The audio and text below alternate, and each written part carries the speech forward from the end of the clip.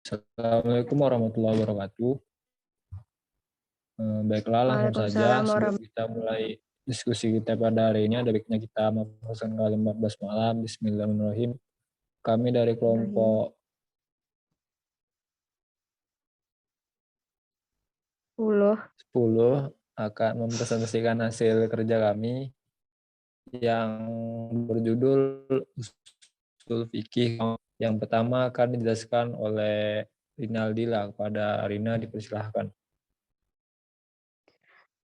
A. Pengertian ijma.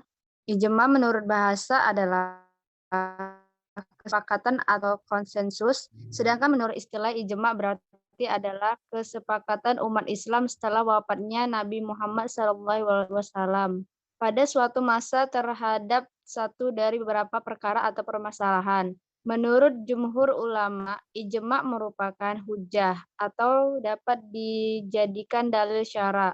Hal ini didasarkan pada sabda Nabi Shallallahu Alaihi Wasallam, "Aku tidak akan bersepakat dalam kesesatan pertolongan Allah atas mayoritasnya." Hadis riwayat Tirmizi.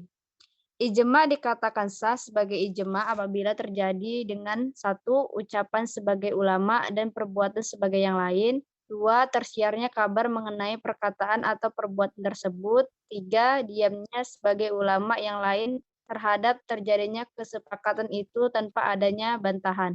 Contoh ijma. Para ulama telah bersepakat bahwa sesuatu yang biasa keluar dari dubur atau anus dan kubur atau kelamin, yaitu kencing dan buang air besar membatalkan wudhu. Begitu juga haramnya perempuan yang sedang haid dan nifas berpuasa. Apabila mereka tetap berpuasa, puasanya tidak sah dan wajib diqada. Baiklah, selanjutnya akan dijelaskan oleh saya sendiri. B. Dasar hukum ijma. Ulama usul fiqh sepakat bahwa ijma adalah sah dijadikan sebagai alasan hukum. Hal ini dasar surat 115. Dan barang siapa yang menentang Rasulullah SAW sesudah jelas kebenaran baginya dan mengikuti jalan yang bukan jalan orang-orang yang mukmin, kami biarkan ia leluasa terhadap kesesatan yang telah dikuasainya itu, dan kami masukkan ia ke dalam neraka jahanam, dan jahanam itu seburuk-buruk tempat kembali.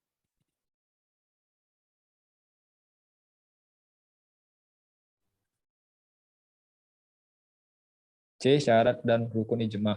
Menurut Waba Az-Zuhaili, syarat ijma adalah yang pertama, yang melakukan ijma tersebut adalah orang-orang yang memenuhi persyaratan ijtihad. Yang kedua, kesepakatan itu muncul dari mujtahid yang bersifat adil atau berpendirian kuat terhadap agamanya. Yang terakhir yaitu mujtahid yang terlibat adalah yang berusaha menghindarkan diri dari ucapan atau dari perbuatan bid'ah. Ketiga syarat ini disepakati oleh seluruh ulama. Usul fiqh, rukun ijma itu ada 4. Yang pertama, yang terlibat dalam pembahasan hukum syara melalui ijma adalah seluruh mujtahid. Yang kedua, mujtahid yang terlibat dalam pembahasan hukum adalah seluruh mujtahid yang ada pada masa tersebut dari berbagai belahan dunia Islam. Yang ketiga, kesepakatan itu diawali dari masing-masing mujtahid setelah mereka mengemukakan pandangannya. Yang terakhir yaitu hukum yang disepakati itu adalah hukum syara yang bersifat aktual dan tidak ada hukumnya dalam Al-Quran ataupun dalam hadis Rasulullah SAW.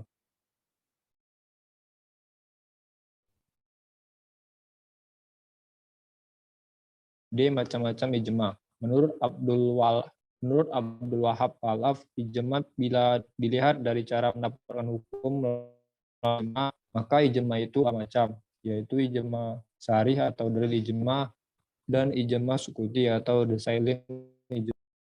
Yang pertama, ijma syarih. Ialah setiap mujtahid menyatakan bahwa mereka menerima semua yang disepakati. Menurut ulama jumhur, ijma syarih ini yang dapat dijadikan hujah atau dalil hukum.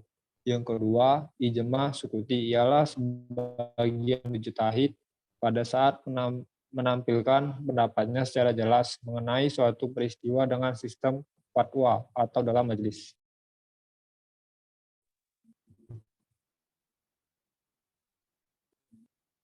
Baiklah, sekian dari presentasi kelompok kami. Apabila ada kekurangan, kami mohon maaf. Wabillahi taufiq wal hidayah. Wassalamualaikum warahmatullahi wabarakatuh.